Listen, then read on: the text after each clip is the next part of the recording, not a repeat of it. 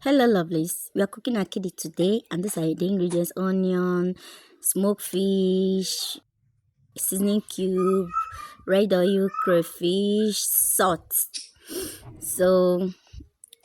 and abacha. So this is akidi and abacha. That is Enugu food though. Akidi and abacha. So I smashed the akidi, then inside the pot I add the red oil, the onions, the smoked fish, and turn it.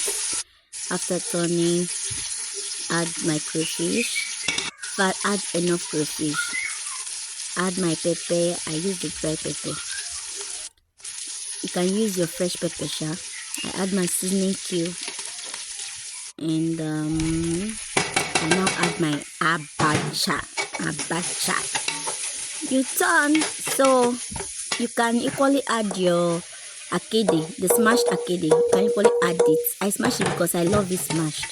So you turn, you add your salt to taste.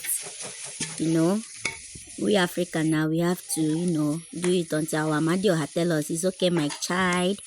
So I add the salt, and honestly, the food is wow. You love it. Remember, it's akidi, not fear.